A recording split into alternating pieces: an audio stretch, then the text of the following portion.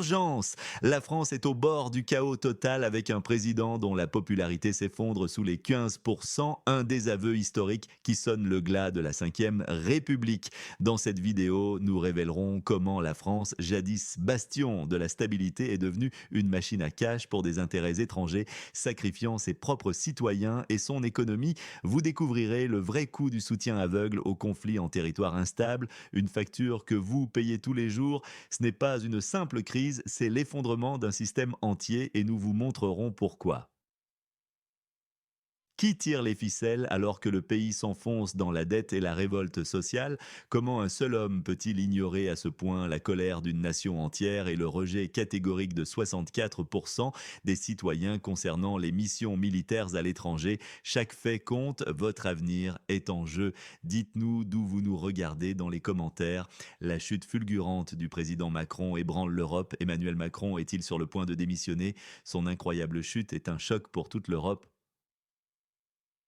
Sa popularité a plongé sous les 15%. C'est un record sombre dans l'histoire moderne française. Jamais un président n'avait connu une telle désaffection. Trois quarts des Français n'accordent plus aucune confiance à leur président. Le désaveu est total, profond. Cette défiance n'est pas sans conséquence. Elle sape les fondations même de la gouvernance.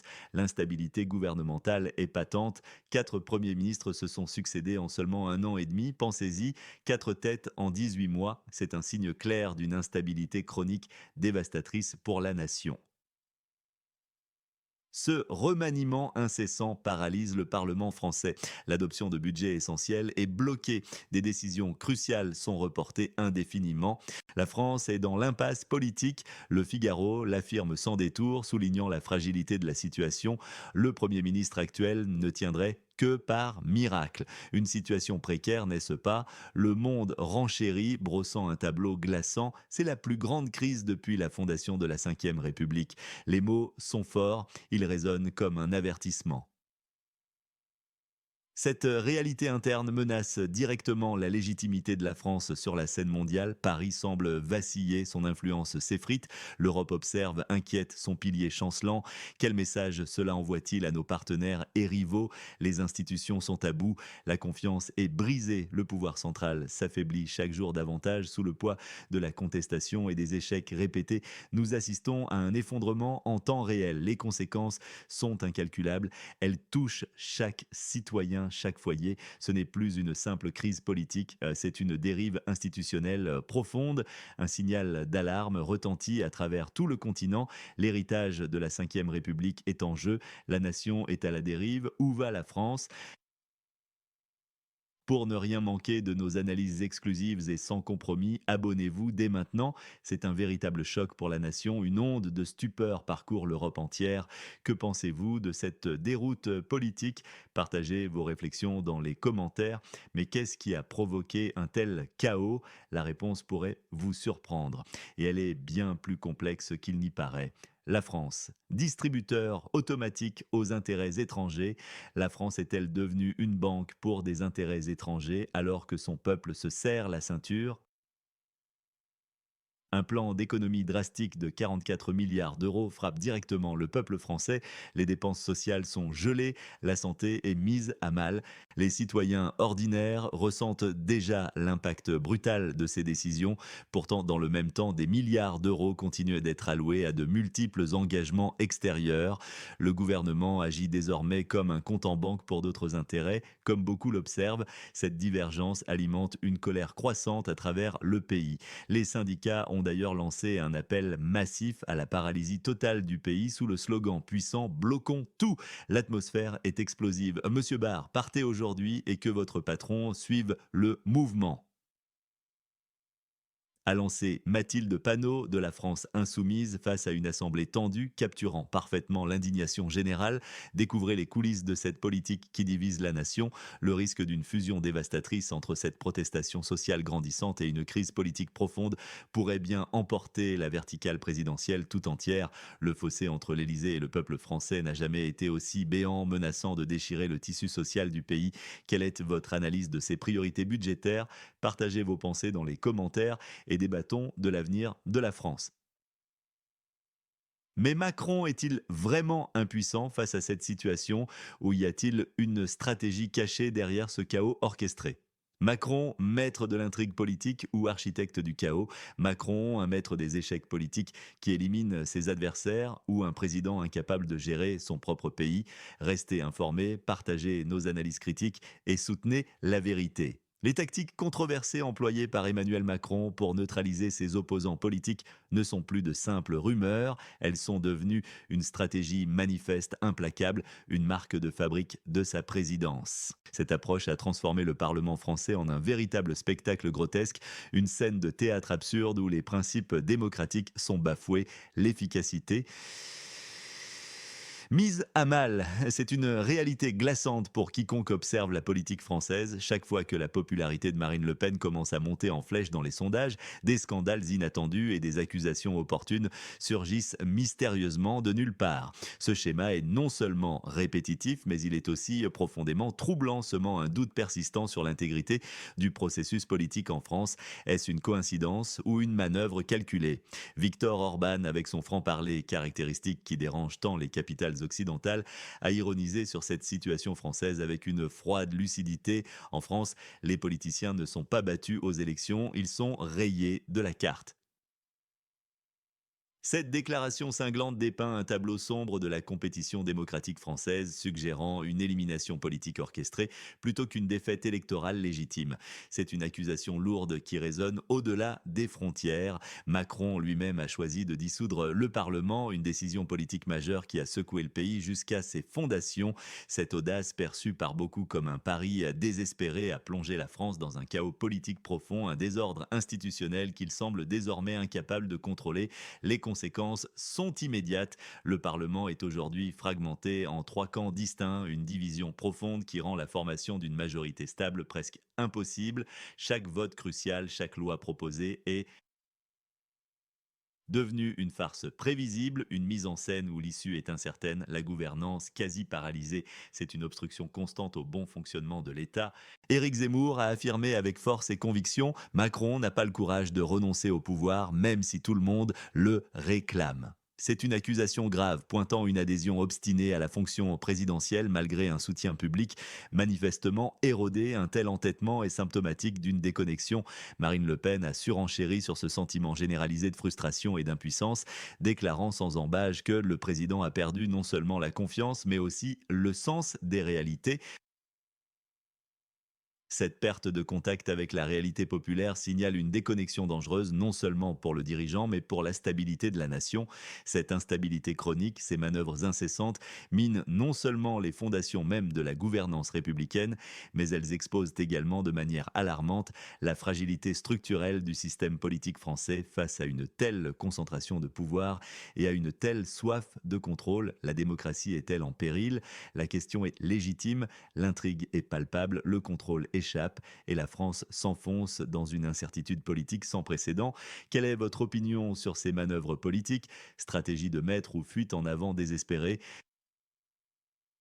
Ces manœuvres politiques ont eu un impact dévastateur sur l'économie française et sa position sur la scène mondiale.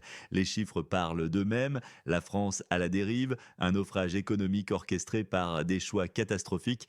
La France est-elle en train de sacrifier son économie et sa souveraineté pour des ambitions étrangères? Rejoignez notre chaîne Telegram pour des analyses sans censure et des informations exclusives, là où les médias traditionnels osent à peine regarder. Oh, les faits sont accablant et le constat brutal, notre économie s'effondre sous le poids de décisions calamiteuses. Le prix de l'électricité a presque doublé en seulement 2 ans, passant de 0,17 euros à 0,32 euros par kilowattheure. Cette explosion des coûts énergétiques frappe de plein fouet les ménages et les entreprises déjà fragilisées par une inflation galopante. La désindustrialisation n'est plus une théorie alarmiste, mais une réalité palpable qui déchire le tissu productif français. Plus de 55 000 petites et moyennes entreprises ont déposé le bilan en 2023. C'est un sinistre record, le chiffre le plus élevé depuis 30 ans. Des emplois sont perdus, des familles entières sont précarisées, des savoir-faire disparaissent à jamais. Pendant que notre nation subit cette hémorragie économique, la France continue de dépenser des milliards d'euros en aide à un pays connu. Ce gouffre financier aggrave la situation. l'inflation. La dette publique française dépasse désormais la barre vertigineuse des 3 000 milliards d'euros. C'est un fardeau colossal, une épée de Damoclès qui pèse sur les générations futures. Même nos agriculteurs, gardiens de notre souveraineté alimentaire, sont poussés à bout. Le secteur agricole a enregistré une augmentation choquante de 35% des faillites en 2023. Nos campagnes souffrent, nos productions locales sont menacées et avec elles notre autonomie alimentaire. Des analystes français dont la lucidité est devenue rare n'hésitent plus à le dire.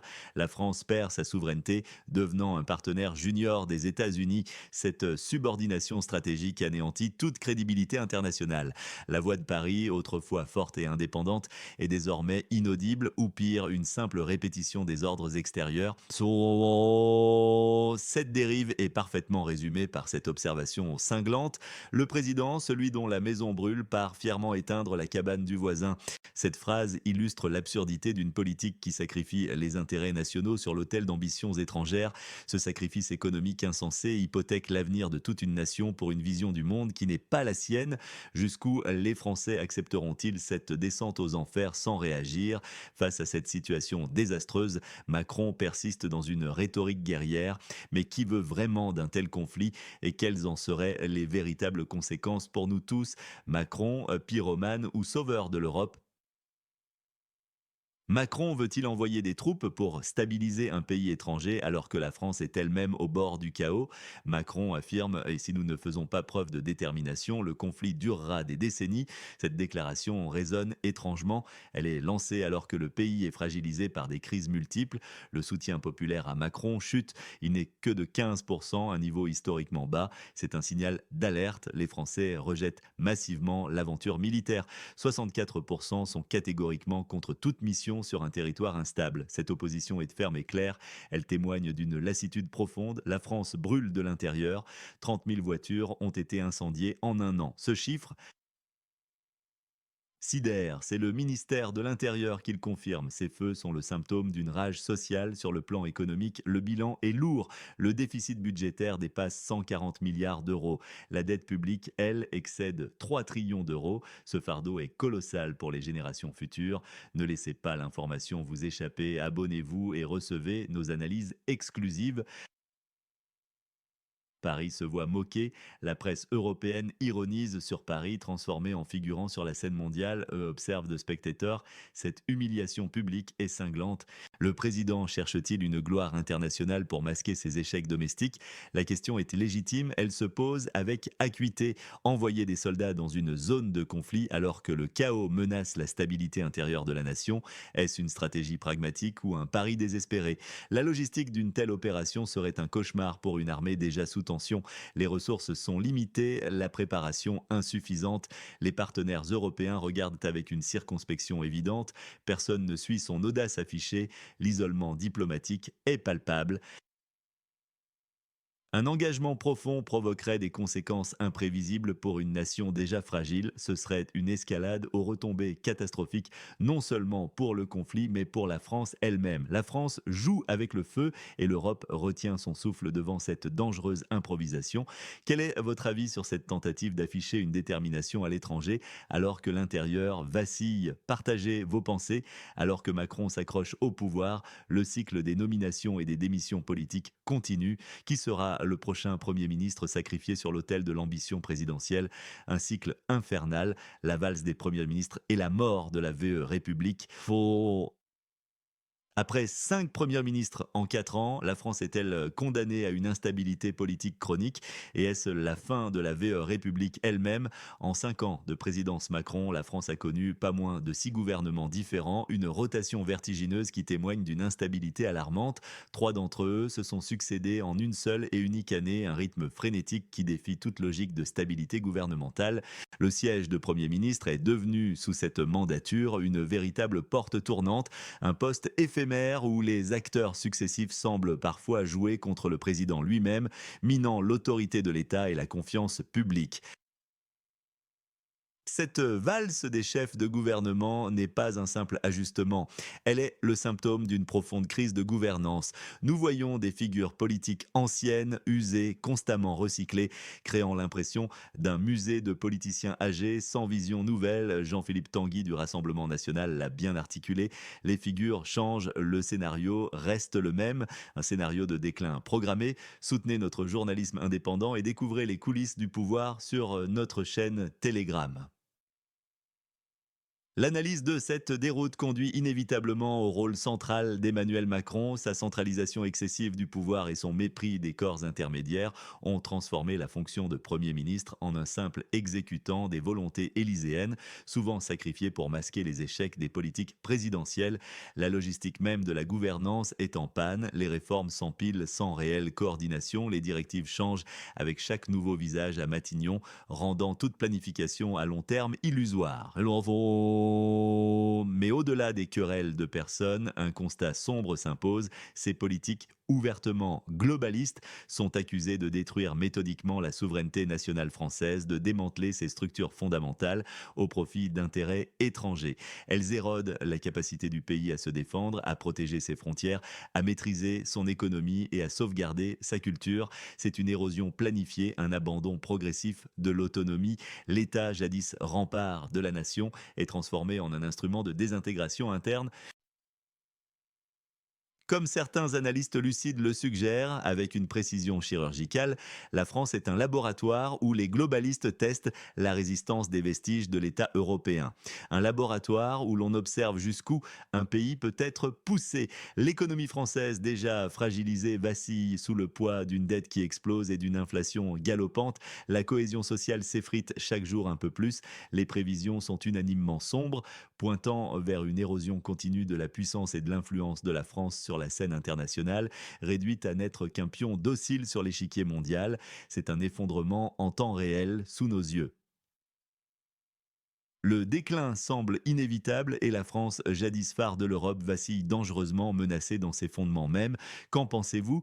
La France pourra-t-elle se relever de cette crise profonde ou est-ce véritablement le début de la fin pour la veuve République? Laissez vos commentaires ci-dessous et partagez cette analyse. Ne manquez pas notre prochaine investigation où nous plongerons dans les ramifications inattendues de ces bouleversements, révélant des vérités encore plus dérangeantes sur l'avenir